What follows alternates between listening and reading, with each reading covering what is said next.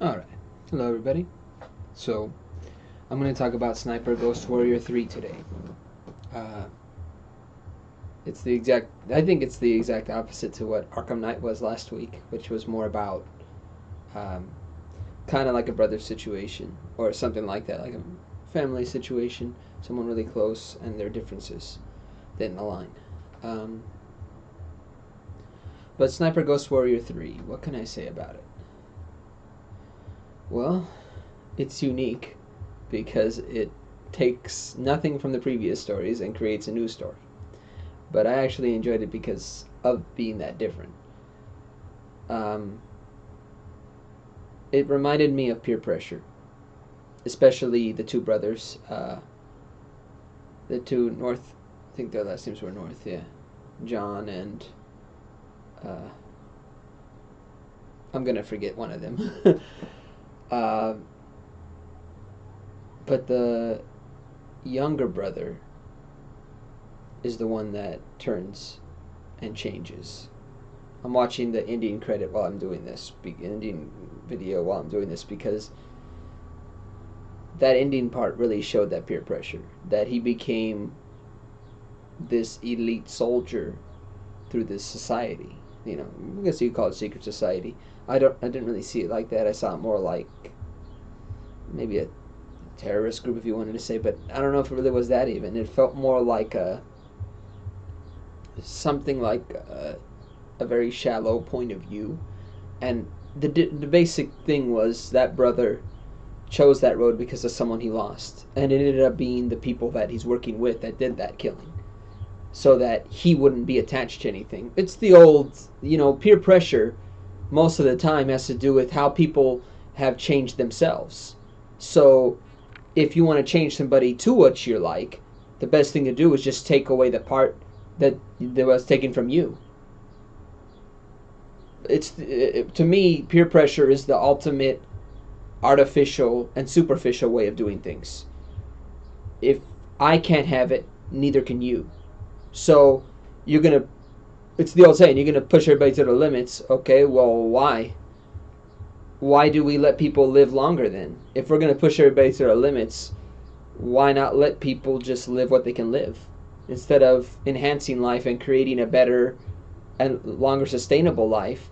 What's the reason to push everybody to the edge? In that instance, wouldn't life already do that? Especially if you're living longer, you're not going to always have an easy life. In that way, even. So, the artifice of it, of these two brothers, is a very interesting story because neither of their situations have to do with any entanglement with each other, even though they're fighting each other throughout the whole game. And the main reason why your character is after this person is because he's been attacking in every single city, in every single. This is the country of Georgia, not the state here, the country over there on the other side of the world. But I think it's important to point that out because it's like that peer pressure, the motivation is big, and I'm going to do a lot of spoilers here, obviously, because that that in itself is a spoiler because you don't know who it is until later on in the game. Maybe the second act or third act into the game, you find out it's your brother that's wearing that mask, the younger brother. Um, and it's no surprise to me. It felt like there was an obligation to his character that showed in the beginning scene, which was them playing as kids. One of them was in the military, and the other one was at home. So he was playing outside with a gun, not playing, but training, I guess you could say, because out in the woods and everything. And the other one, his older brother, came back, and he didn't know he was back. But he said, I missed home, I missed family, I missed the food, I missed everything like that. And it's funny, it's like you see that built in history of the brothers, and then you see the artifice of how much peer pressure can affect a person. Heck, you got me my entire life. But the difference is giving into it. Doing what that younger brother did was a choice. And ultimately, no matter what, all these things are choices. Anything with peer pressure is a choice, obviously. I do think there are other things that are not choices. I mean, force in itself, there's an obligation to blame the person who did the force. I think personally. Just saying. Because I think if we ultimately feel a certain way about something, we really wouldn't give into it, no matter how much force or peer pressure was applied. I mean, I feel fogged up in the mind, to be honest. So that's why I like this story, because it was very clear cut. There was no insinuations between the brothers. They just knew they had to fight each other. But then there's, at the end, you see the motivation didn't come from him alone. It came from the actions of other people, and that those actions made him feel the way he did.